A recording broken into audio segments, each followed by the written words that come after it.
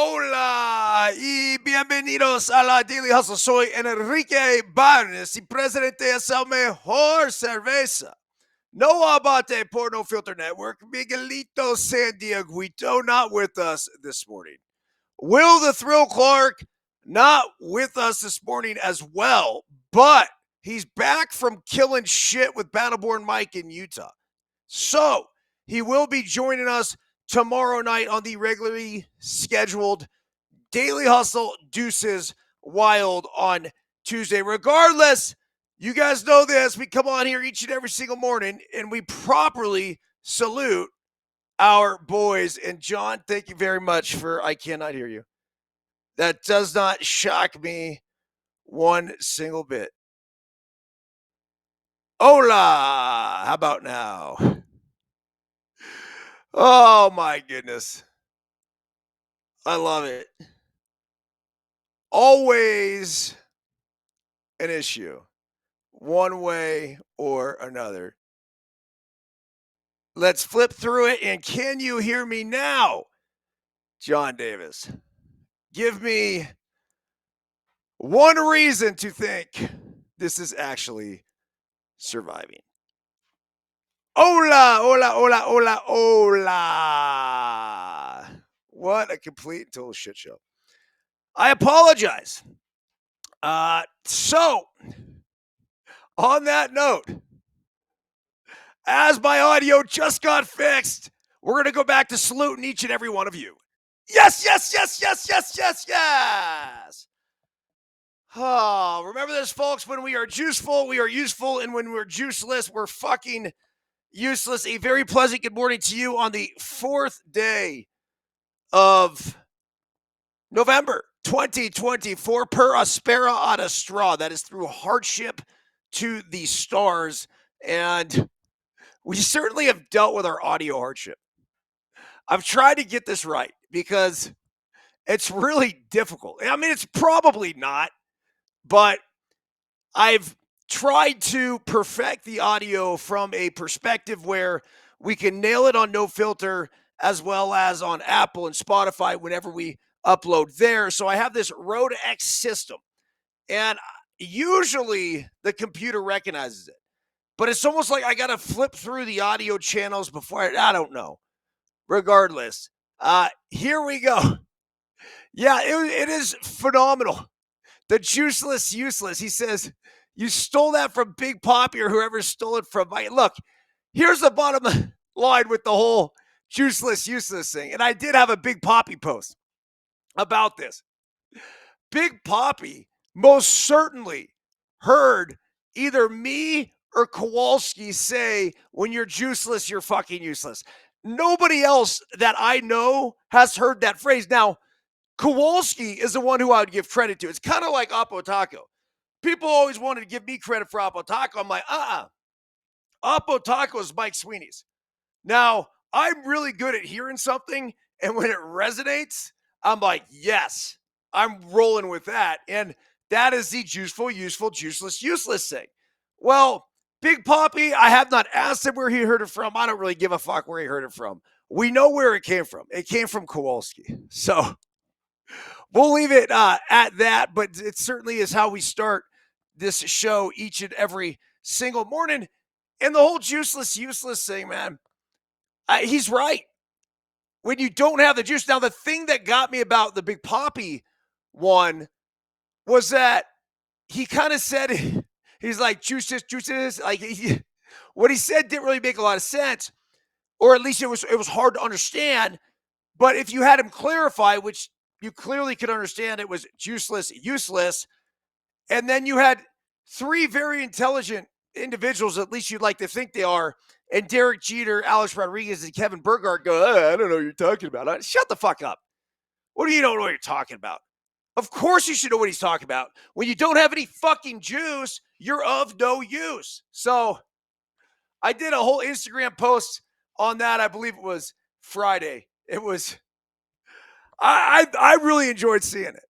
I just enjoyed seeing the fact that these three dudes are so taken aback, like they've never heard this phrase before. And even if they hadn't heard the phrase, they can't decipher it themselves. So I felt the need to go ahead and explain. All right, here we go on today's Daily Hustle. Electronic email communication just went out probably about a half hour ago. I apologize for scheduling the show on No Filter Network, by the way. So I scheduled it early and then realized that as I'm writing this and putting it together and then sending it out on social, it takes a little bit longer. So I canceled that one show, brought this other one back, and like I said, hopefully the audio is locked, dialed, and ready to go. Good morning. Today is Monday, November 4th, 2024. We are now just hours away from Election Day here in the United States. For all of our degenerate Daily Hustle gamblers, current odds at BetOnline, the DH title sponsor, by the way, has Trump as a slight minus 140 favorite with Kamala sitting at plus 120. Daily Hustle quote of the day. I disapprove of what you say, but I will defend to the death your right to say it. Voltaire. I love this. Daily Hustle translation. The beautiful part of being human beings is that we are all naturally independent thinkers shaped by our education and experiences in life. What we read, who we listen to, and what we do on a daily basis is constantly forging our opinions of how we best feel the world should operate. The interesting part is that we could have two people read, watch, and do the exact same thing, yet have two very different outlooks and opinions on political policies in life. Not only is that okay, it's actually mandatory if we are striving to have the highest functioning, most balanced government in the world. Fuck that, Byrnes. These lame ass liberal condescending pieces of socialist shit want to wussify our world. Take all my money and confiscate all my guns. These commie bastards don't deserve a place in this great nation. Well, good morning, Gary Gohard. As much as you and many other radical right wingers would like to annex California and New York from the United States, this nation's entire political structure has been built on checks and balances. Historically, our country has actually been proven to work best economically and socially when power is divided relatively equally amongst political parties. How can you possibly say that, Eric? Our country is a disaster when the right wing psychopaths have any say. Until we completely open our borders and provide housing, health care, and monthly stipends to illegal immigrants and criminals while making sure there is a cat litter box in every school bathroom, this nation is a disgrace to humanity. And if Tina wants to become Tina, we need to tax our citizens enough money to make sure that sex change is possible. Oh yeah.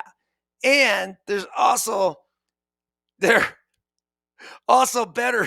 be a spot for they, them, theirs, they, her, hers, and furs on the women's volleyball team. Well, good morning, Mr. Supersoft.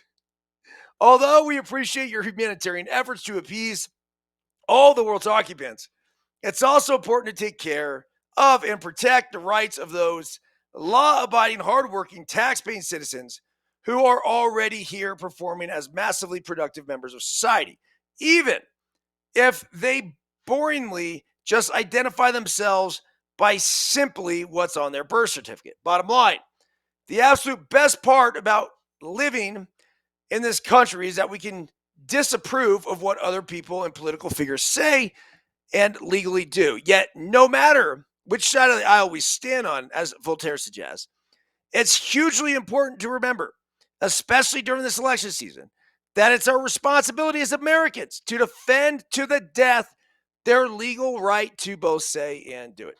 Happy Election Eve to all. And no matter how this thing turns out, God bless the USA and all of its citizens, past and present, who have fought so hard to build and protect the freedoms of this great nation. So the Voltaire quote is fucking fantastic. It's just so right, and I think it's just so apropos for where we are now within our political structure. Quote, I disapprove of what you say, but I will defend to the death your right to say it. I think what we need to understand is that it's okay to disapprove of what someone else may say.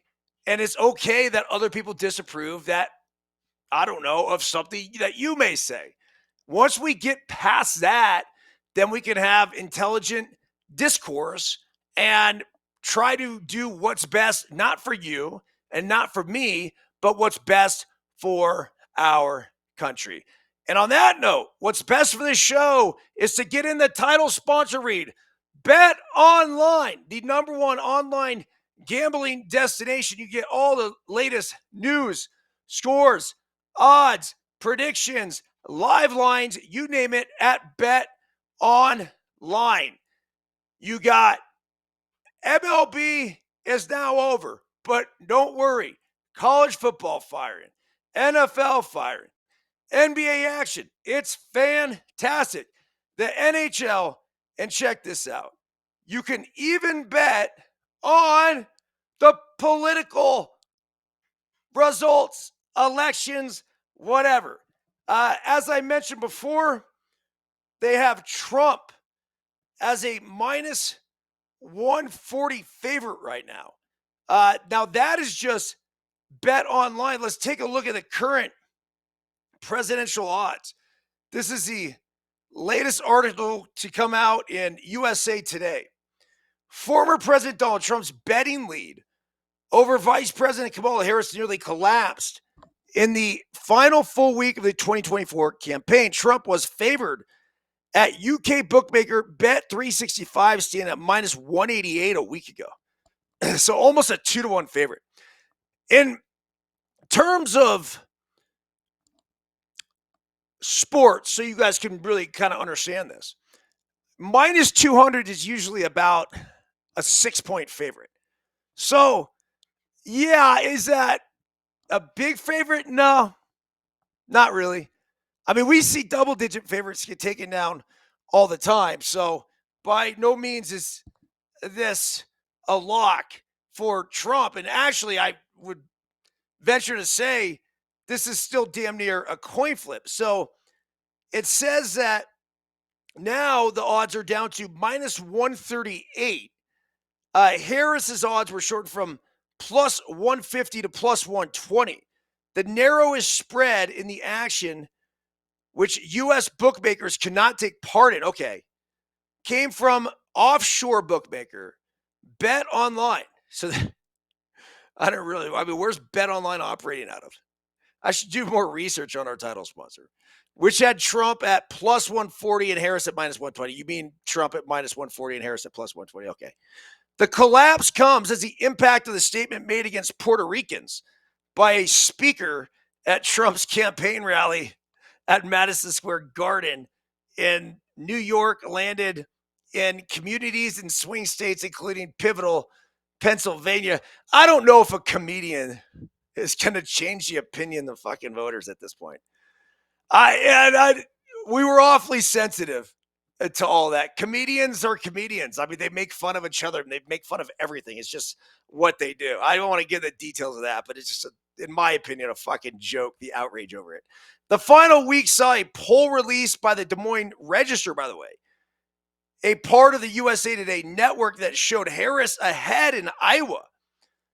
Now, this would be a shock, and this could disrupt everything. Though within the poll's margin of error, the poll was ahead Turner, as the state had been considered a safe Trump stronghold.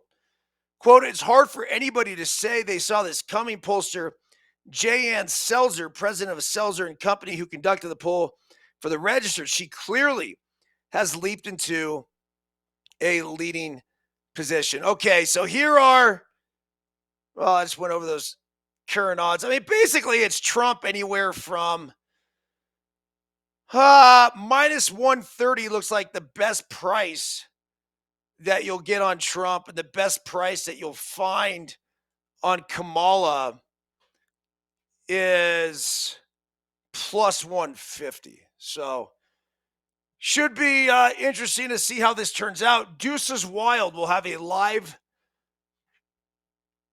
show following all of the polls coming in. We'll be right here. Will Clark and I, tomorrow night, we're going to have some fun with it. But remember, look, folks, just respect everyone's opinion and respect the fact that if you don't disagree, if you disagree, that's great. I think it's good. It's good for our country.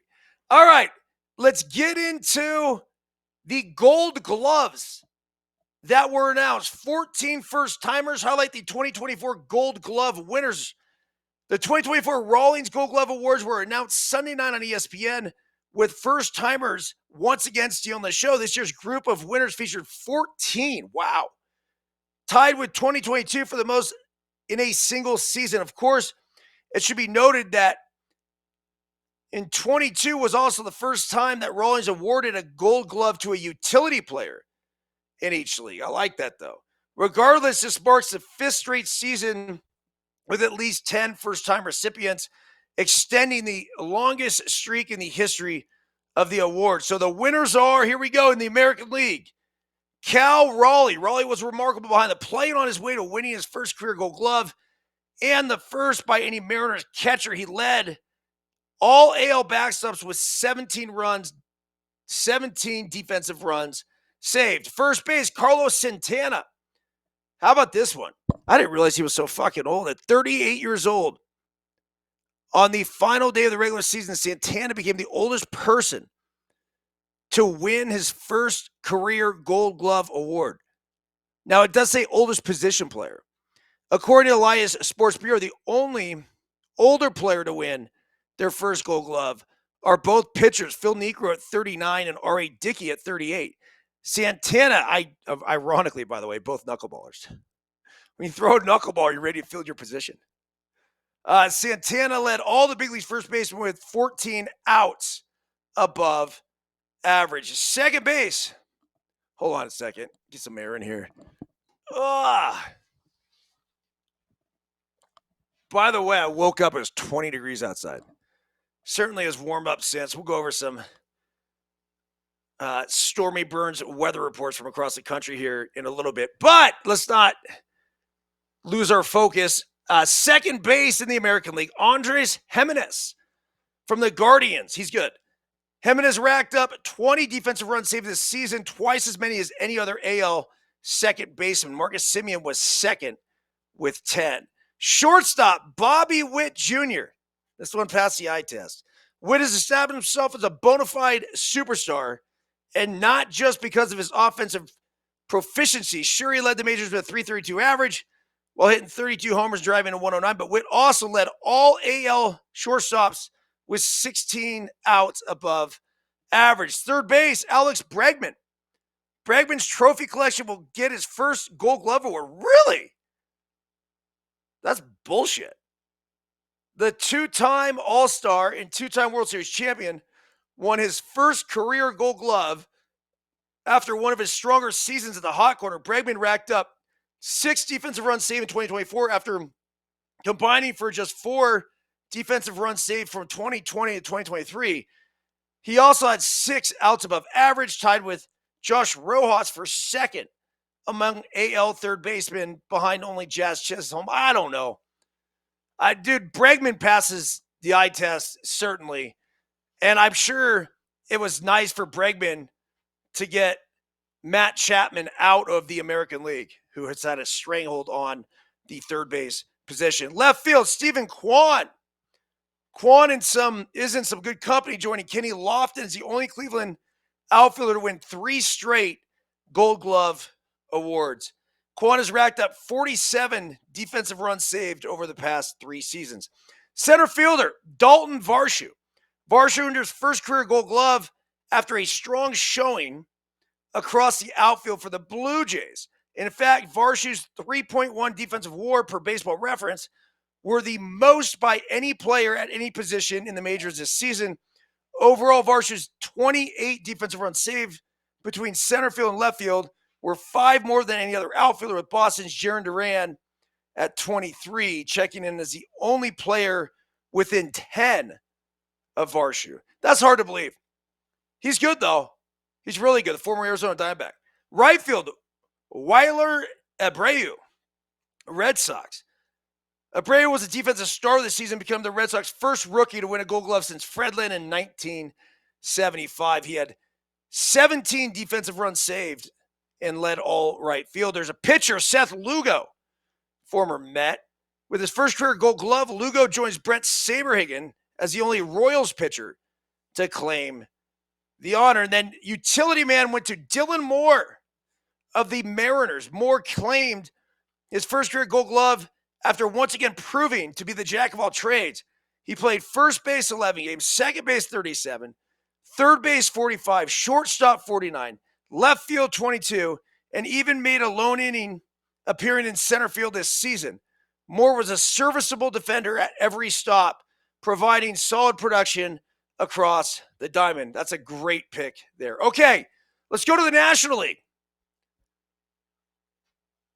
Catcher, Patrick Bailey. Bailey's first career Gold Glove comes as no surprise. A 25-year-old led all catchers with 20 defensive run saves while also ranking first in catcher framing, second in catchers caught stealing above average, and third in average pop time. Per Baseball Savant, Bailey joins fellow Giants catcher Buster Posey and Austin Hedges as the only backstops with at least 20 defensive runs saved in a single season over the past decade.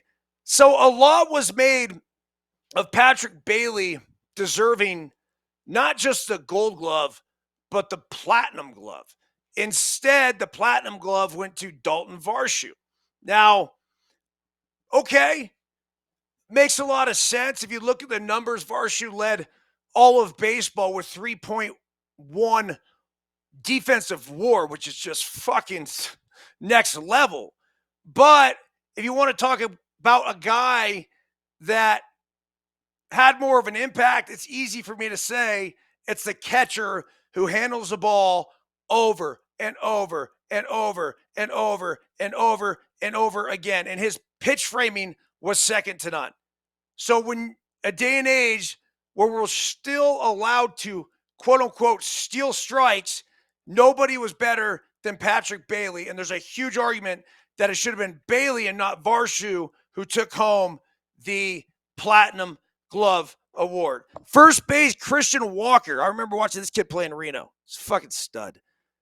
I think, if I'm not mistaken, he had 2 or 3 home runs in the game that I actually went to. I'd say a few years back, but this is like 2018.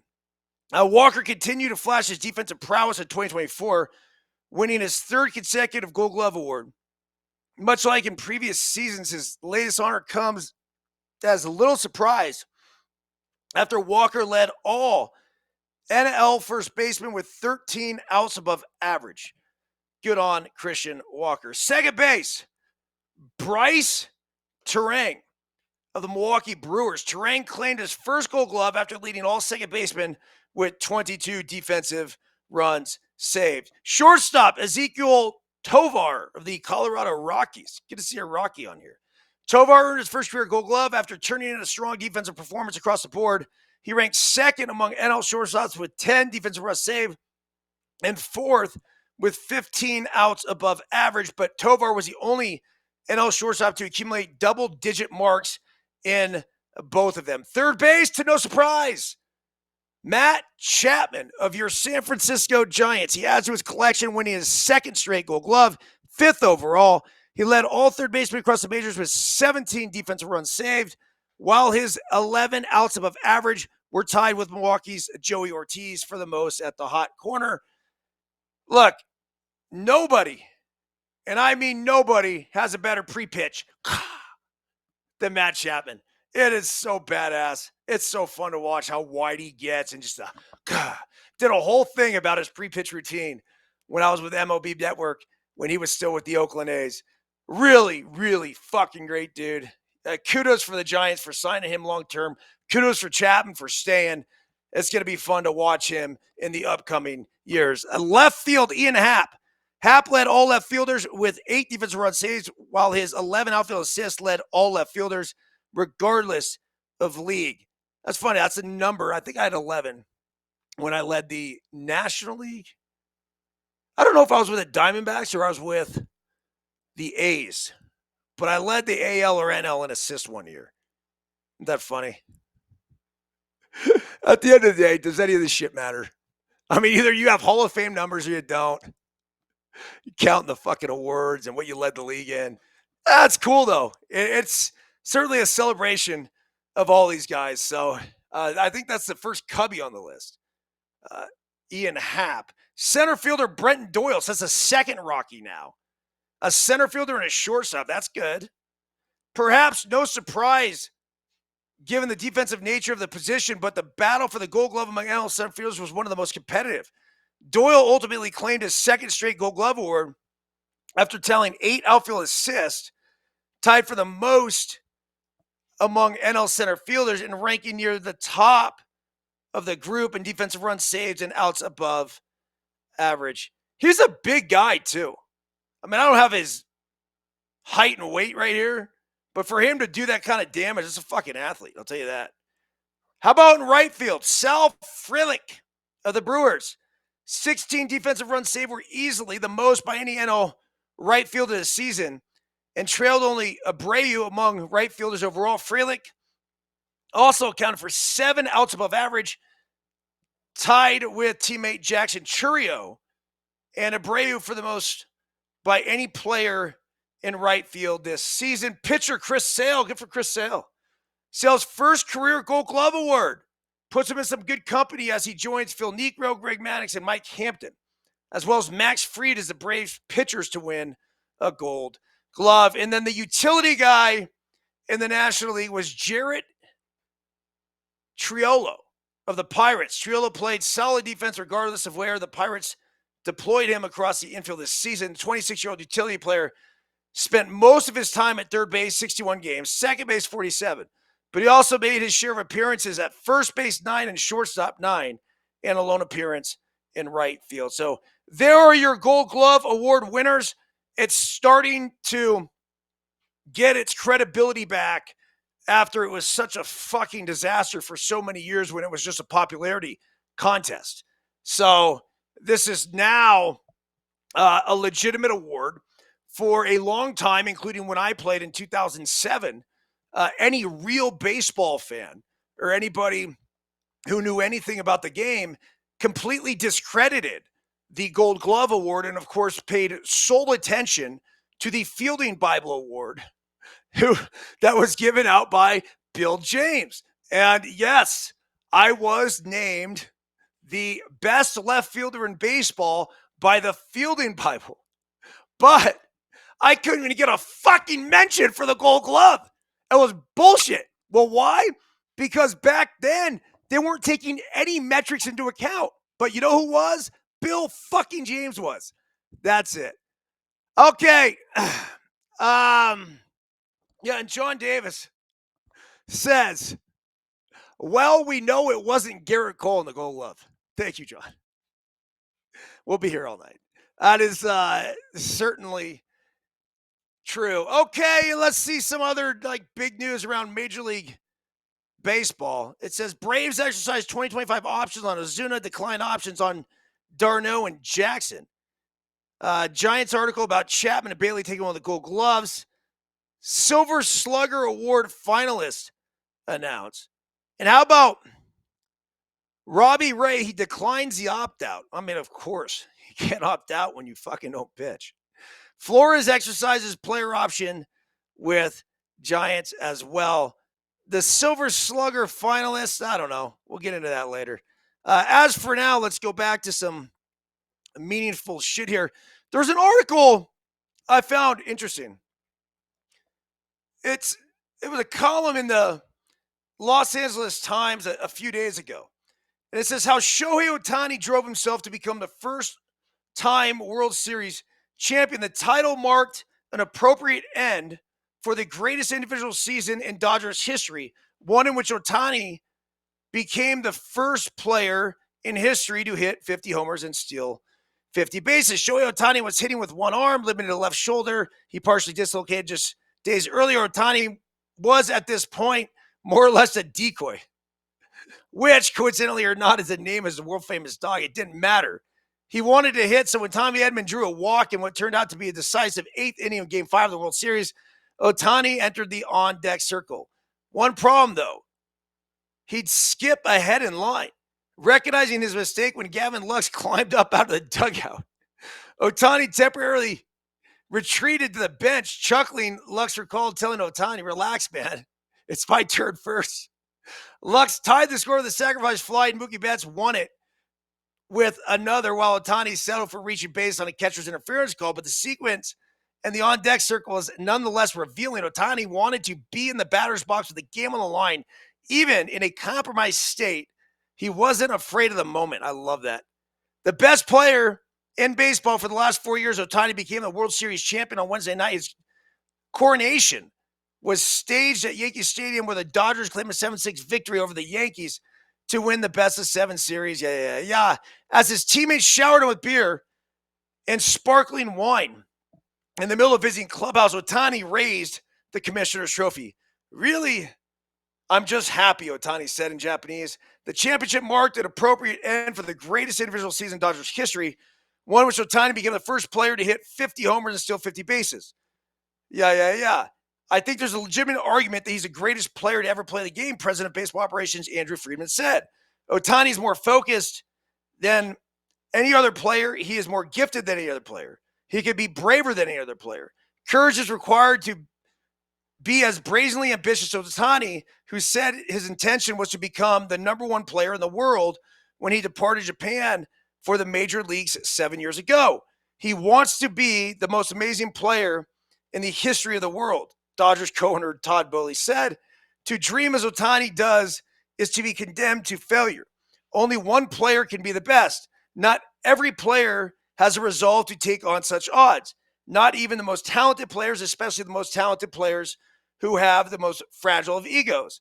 As much success as he's enjoyed over the last 4 years, Ohtani has endured his share of failure as well. In his first 3 seasons with the Angels, he wasn't close to being the player he wanted to be. He underwent Tommy John surgeries, 2 of them, by the way. He ended up leaving the Angels without appearing in a playoff game for them. That didn't stop him from dreaming. The scale of his ambition was most evident in a goal chart he created as a senior at Hanamaki Higashi High School. He planned on throwing a pitch 175 kilometers per hour, or about 109 miles per hour. He wanted to throw multiple no-hitters. By this stage of his career, he dreamed of winning multiple World Baseball Classic titles and multiple Cy Young Awards.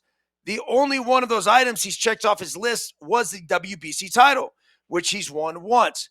But that's not the point. The point was that he wasn't afraid to pursue outrageous targets. Considering that background, it was entirely expected that he would try to play with a particularly dislocated shoulder if he could. Even if I got hurt, I wanted to prepare to play, Ohtani said. More than anything, I was honored to be told I was needed. I'm grateful they told me that. Over the final 3 games of the World Series, Ohtani was just 1 for 11. He finished the postseason batting 130 with 3 homers. He was playing with one arm in the postseason. Manager Dave Roberts said most guys would probably tapped out, but he was going to not be denied of playing and posting and being in that lineup. His reward was another booze-filled locker room celebration in which he emptied beers on his teammates and momentarily set aside the burden of genius he carries with him almost every day. At one point, Ohtani mischievously sneaked up on Friedman as he was encircled by reporters and sprayed champagne in his face. Nine more, Ohtani shouted at Friedman. He probably wasn't kidding. Okay. Is Ohtani the greatest baseball player to ever live? The answer to that is fuck no. Is he the greatest player right now? The answer to that is fuck yes. So, regardless, what I took from this article, though, was the fact that if you want to be great, you got to be obsessed. And if you want to be great, you have to be goal-oriented. You have to have a vision so grand that even you will look at it and say, wow, those are my stretch goals. So we have stretch goals, and then I think we have realistic goals. Well, Ohtani has his stretch goals, and I still think that, look, those are goals that he certainly can pursue. Now, regardless of what he does in his career, it's going to be subjective whether or not you or I believe that Ohtani is the greatest baseball player of all time. From a numerical standpoint, and you have to understand the guy's 30 something years old, right? 30, 31 years old. So he still has a long way to go. I mean, from a WAR perspective, like he's not even a third of the way to where Barry Bonds is. Like, not even fucking close. That said, if he stays healthy, he continues to do what he's doing. Yes. Well, what's so difficult in today's game, I think, when you look at an athlete like Ohtani, it's staying healthy. And when your body, someone like Ohtani, there's so much strain that is going on his body. It's kind of like Bo Jackson. I've used the analogy here a couple times. The body's not necessarily meant to, what should I say, deal with that much force, right? The human body is like, you're not supposed to throw a ball 109 miles per hour. You're not supposed to hit a ball 500 fucking feet.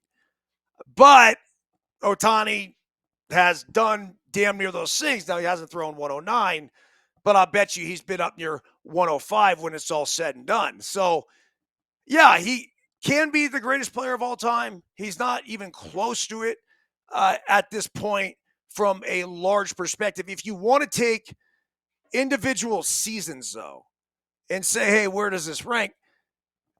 I don't know if I buy this because they're trying to say that this 50-50 season of Ohtani from an overall perspective was actually Barry Bonds' 11th best season of all time. I don't know if I buy that. I think that's being a little Debbie Downer, but there's metrics and there's numbers that tell us this shit. So at this point, I guess we're supposed to believe it. All right. College football, AP Top 25, Oregon, Georgia, Ohio State, Miami lead poll ahead of the first playoff ranking. Here we go in the last AP Top 25 poll before the college football playoff selection committee weighs in. Oregon became the first team to be a unanimous number one during the past three regular seasons. And number 8, Indiana, and number 13, SMU, both surged up the rankings Sunday. And how about fucking Indiana? Wow. The beatdown that they put on Michigan State after falling behind early, you thought, okay, this is where the shoe drops and it's all over for the Hoosiers. And they come back and end up blowing out Michigan State. This Indiana team is for real. I mean, as a casual college football fan, this team would scare me no matter what. Okay, it says here, during the CFP era, the national champion has typically been a unanimous number one in the final poll. Georgia remained number 2 with a win against Florida, 7 points ahead of Ohio State after the Buckeyes beat Penn State 20-13 on Saturday in Happy Valley.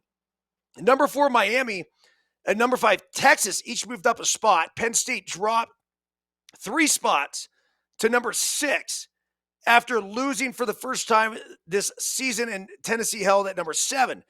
Indiana jumped 5 places into the top 10 for the first time this season. The Hoosiers 9-0 for the first time in program history.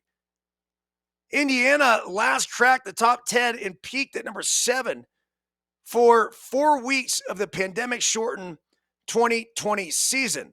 Before that, the Hoosiers' last top 10 appearance was in 1969. We're going to get Henry Market on here tomorrow. Hank, I need some explanation. How and why is fucking Indiana so good? They are not a football school. They have never been a football school. They've never started a season like this. Now, what's crazy about this is that I believe there's more parity now in college football than ever before. The top schools are able to use the transfer portal, able to get guys in, able to pay for the guys. But man, I thought there would be just the top schools and then everybody else, but all these schools are doing a pretty good job of putting together these competitive teams. As you look at the first 12 here we go. Ready? Oregon, Georgia, Ohio State, Miami, Texas, Penn State, Tennessee, Indiana, BYU, Notre Dame, who's looked really good, Alabama, and Boise State. So if you were to take those top 12, that would be it. You have Oregon, Miami, Indiana, and BYU as the 4 unbeaten teams.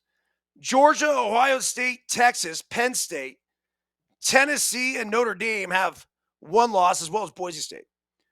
And then Alabama would be the only team in the top 12 with 2 losses, but considering who their losses were to, was it Georgia and Texas, then I certainly think they are well deserving. SMU outside looking in at 8-1.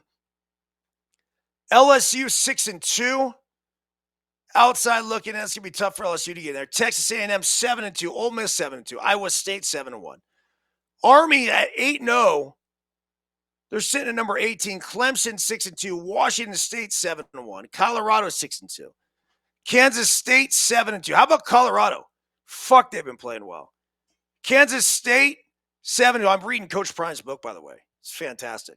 Really, really enjoy it. Pitt 7-1. Vanderbilt 6-3, and Louisville 6-3. Can we not discount my UCLA Bruins, though? They actually won their 3rd football game of the season, where they went into Nebraska as heavy underdogs and came out with the victory. So that's a look around the college football landscape. Getting into the NFL from yesterday, it was the Falcons 27-21 over the Cowboys. The Falcons cover the 3, the under 52 hits. The Ravens 41-10 over the Broncos. Ravens cover the -9. This game killed us. Absolutely killed us. We had like a 7-team teaser, and we had the Broncos at plus 15.5. We hit every other game except for this.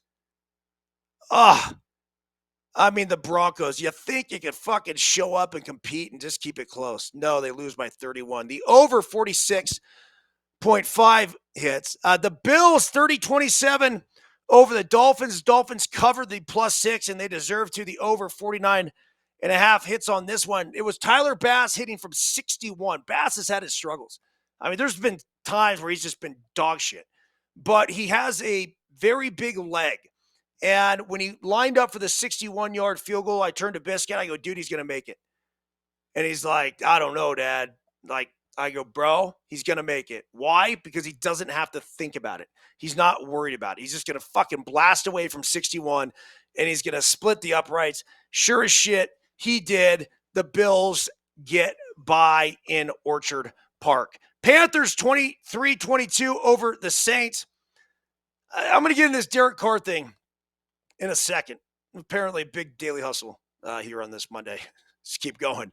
But former teammate was popping off on Twitter. I just say it's bullshit. So Panthers end up beating the Saints 23-22. They cover the +7. I mean, why would the Saints be giving 7 to anybody, anywhere, at any time? The over 43 hits. The Bengals destroyed the Raiders. Raiders are terrible. Bengals go to 4-5. There's a lot to prove there for Cincinnati, their first win at home. They cover the 7.5. The over 44 hits easily. Chargers on the road at Cleveland completely discredit the Browns in that victory over the Ravens the week before. Browns fall to 2-7. Chargers cover the -2, and the under 41.5 hits there. Commanders 27-22 over the New York Football Giants. Giants held tight for a while. They go to 2-7. The Washington Commanders 7-2 now, and Jaden Daniels is the real fucking deal. Tennessee Titans, you knew this was going to be a close one. They win. They beat the Patriots 20-17. Patriots covered the +3.5. I like the Pats in this one. I just like this game being tight. Couple kind of dog shit teams. Titans go to 2-6. Patriots are 2-7. Cardinals rolled. Loved the Cardinals yesterday. They covered the -1.5 against the Bears. Bears coming off the Hail Mary disappointment. It's just fucking, they had no chance. Going into Arizona, 29-9, the under 44.5 hit. And then the Eagles, 28-23 winners over the Jaguars. The Jags covered the 7.5. It looked like this game was going to be a huge blowout. Good job by Jacksonville for keeping it tight. The over 46 hit. The Lions continue to prove they're the real deal. 7-1 now. 24-14 over the 6-3 Packers. They cover the -2.5 and the under 48.5 hits. The Rams and Seahawks. This was tough to watch. We had the Seahawks, but we actually had them in a teaser.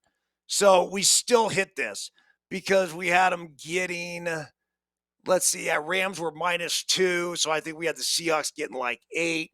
Well, the Rams, when Geno Smith threw a pick 6 when he was down like at his own 5-yard line, and then they get the ball back, they march right down again, and throws another pick. Seahawks should have ran away with this fucking game. They blew it. Simple as that. So the Rams are 4-4. The Sea Chickens 4-5. Minnesota Vikings against the Indianapolis Colts last night. This was my pick of the week. The Vikings were -6. They end up winning by 7, 21-13.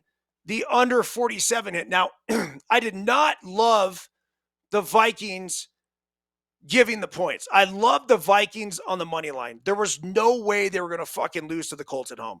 It just wasn't happening. Now, if you watch the first half, I think they were down, like 7-0 after the first half. Shit just didn't go their way for whatever reason. And then they came out in the second half. We reloaded on them in the second half. They were -4.5 in the second half. And we fucking drilled it. So we took them on the money line. I don't remember exactly what it was, but basically it was like if you put $500 down to win 200, it was like 4 something to win 200. It was worth it, if you ask me. I did not think there was any chance of them losing this game. Now, could I have said the same thing after the first half? Nah, not really. But they showed up and showed out. So here's the controversial bullshit that happened with Derek Carr. It says here, Derek Carr responds to Michael Thomas's criticism and calls the post unfortunate. After former New Orleans Saints wide receiver Michael Thomas made several social media posts criticizing Derek Carr, the quarterback gave his thoughts on the situation following a loss to the Carolina Panthers.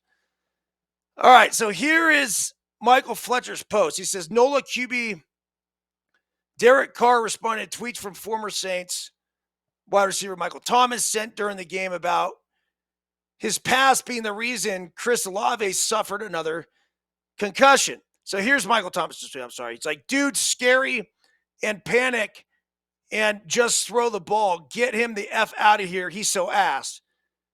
They fired all them coaches trying to cover his flaws up. He's still doing the same shit. Thomas, who's currently a free agent, that means they don't have a fucking job, caught passes from Carr last season when he was in New Orleans. After a handful of injury-ridden seasons, Thomas had just 448 receiving yards and a touchdown, far from the numbers he had put up from 2016 to 2019. Carr explained that despite what Thomas had to say, the play was executed as the Saints had drawn it up. Quote, it was single high and the ball went to where we talked about it going and Chris got hit in the head, unfortunately, Carr said. That happens in our game, and I would never do it on purpose. I didn't throw him into a bad look.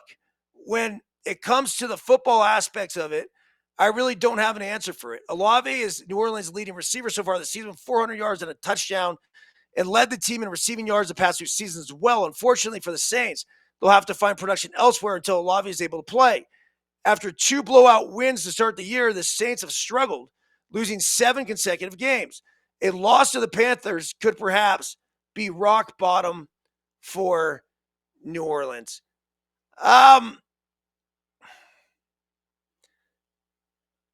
Yeah, I get it. Look, Carr I don't know if it's this article or there's plenty of other articles that I was reading, actually was saying he doesn't know why Thomas has an issue with him. He's like, look, I don't know. Like, I have love for my teammates and past and present, and I'm sorry he feels that way. Some people in life, and he gave such the right answer. Some people in life just hate life, and for whatever reason, they're gonna hate you. And there's absolutely fucking nothing we are able to do about it. So good on Derek Carr. Let's see. Anything else here as we have election day upon us? Oh, Quincy Jones, a peerless music producer behind Thriller, has died at the age of 91. So double sky point for our guy Quincy. That's sad. Around the sports world says ranking 5 head coaches candidates for the Saints after Dennis Allen's firing. I mean, this just happened. Saints fire Dennis Allen, ranking 5 head coaches candidates for New Orleans. The New Orleans Saints have pulled the trigger, firing head coach Dennis Allen after an embarrassing 23-22 loss to the Carolina Panthers on Sunday. After winning their first 2 games of the, all right, so we kind of went over this. Allen went 18-25 during his time with the Saints, lead man with 0 playoff experience. This marks the second time Allen has been fired in the middle of the season. He was canned by the Raiders following an 0-4 start back in 2014. Derek Carr was his quarterback that year as well. Who could replace Allen? It says the Saints, unfortunately, are not the most attractive destination in the NFL right now. Key contributors on the roster are older. The future of the quarterback position is unclear. And most importantly, the Saints don't have much financial flexibility. They already are $61.5 million over the projected cap. So here's your candidates right now. They have Jesse Minter, the Chargers defensive coordinator, Aaron Glenn, the Lions defensive coordinator, Mike Vrabel, the Browns assistant. I like Mike Vrabel. Todd Monken, the Ravens offensive coordinator, and then Ben Johnson, the Lions OC. I got to imagine there's going to be a lot of people after Ben Johnson based on what's happening. Cowboys QB Dak Prescott will reportedly miss several weeks with his hamstring issue. So the news in Dallas just keeps getting worse. And 49ers star running back Christian McCaffrey back to practice. Greg Popovich out indefinitely after a health scare. And Bryson DeChambeau goes viral for a hysterical 3-putt sign. I'm not exactly sure what happened there. So anyhow, tonight we got a little Monday Night Football. Let's see what else is on the docket as we go to today. UCLA, the 22nd ranked team in the country, taking on a Rider. That's right. They're minus 22 at home. So not only the 22nd ranked team in the country, this is the opening of the NCAA men's basketball season. So 1, 2, 3, 4, 5, 6, 7, 8. You see. UCLA, fight, fight, fight. And then we got the Bucks at the Chiefs tonight. I don't know. The Chiefs got to fucking lose. They're not that good. They're just not a 7-0 team. They're not. They're laying 9 tonight against the Bucks. The other argument is they haven't played that well and they're 7-0. What happens when they start playing well and all of a sudden you got these guys locking it in? Patrick Mahomes, Travis Kelce. If they get on some kind of roll, it is possible. That's a tough team to bet against, though. They just keep fucking winning. So, yeah, other than that, we got NCAA men's basketball, like I said, with UCLA starting, a bunch of other teams starting off around the country, including number 7 Duke at home against Maine, number 1 Kansas, laying 27 against Howard. Good for Kansas. How about number 10 Arizona taking on Canisius? And number 6 Gonzaga hosting number 8 Baylor. That'll be a good game. That's happening at 8:30 p.m. tonight. Imagine that. Is that in one of the Hawaii things? They usually start the season off that way. All right. Enough's enough rambling, but I'm not going to leave you guys until we hit the Stormy Byrnes weather report from around the country. Let's start here in Truckee, California. 53 degrees right now, high of 57. Abundant sunshine through the course of the day. A low will be 22 later this evening. Lucas, Texas, Bart. Holy fuck, man. 77 degrees, windy, high of 80, low of 66. We got a tornado watch. These conditions are expected to last until 6 p.m. Monday, November 2nd. Holy fuck. We are heading out to Dallas, by the way, on Wednesday.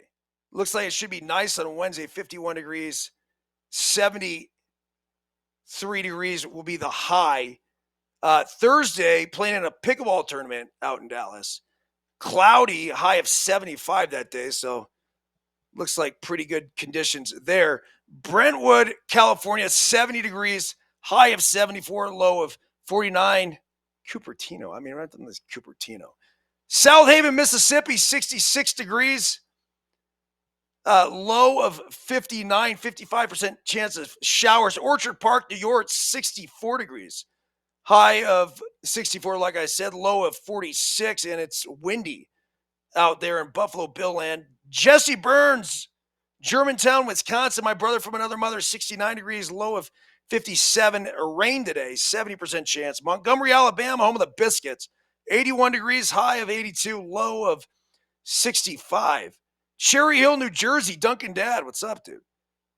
This is your only place you'll ever get personalized weather report. 59 degrees, low of 34 later today in New Jersey. John Emmanuel Ramos, Henderson, Makati City, 88 degrees is going to be your high. 65% chance of showers. Of course, it rains every fucking day there. A low of 76. Hemet, California. Holy shit, Luker. Air quality alert. Conditions are expected to last until 9:15 p.m. Additional red flag warning, fire weather watch, all of it. What the fuck, man? Got to move out of there. I'm not sure if Hemet's safe. Bakersfield, California, buckwheat, 68 degrees, high of 71. Looks gorgeous out there today, as it does in Fresno, Brothers Matoyan. Savannah, Georgia, land of the Plotnos, Uncle Jesse and company. 75 degrees, mostly cloudy. Las Vegas, Nevada, Michael, 65 degrees, high 67, low of 48. Looks gorgeous out there. Gary Tagliafico, 68 degrees, low of 48. Beautiful day out on the peninsula. Chattanooga, Tennessee, AMO, 70 degrees, low of 57 in Chattanooga. Duluth, Minnesota, Gene, 56 degrees, low of 44, cloudy today. You got rain coming tomorrow. Auburn, California, home of the Montgomerys, Riegers, Griffins, 65 degrees, high of 68. Looks beautiful out there today. Michelle Drew, Kowalski, 69 degrees in Phoenix, high of 71. It's that time of year, isn't it?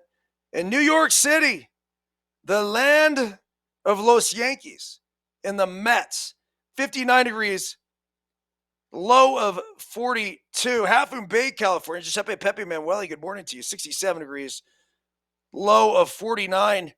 And John Davis, Collierville, Tennessee, what the fuck? Why is Collierville, Tennessee not on my list? Don't worry, dude. Collierville. Here we go. Collierville, Tennessee, 79 degrees and windy. Low of 70. Not a lot of differential here. High of 79, low of 70. That's kind of weird. You do have some wind now until later this evening where it should chill out. So there you go. Of all the shows, that was certainly one of them. Back at you tomorrow. Daily Hustle, Deuces Wild, all kinds of shit coming your way. Everyone have a good day. See ya.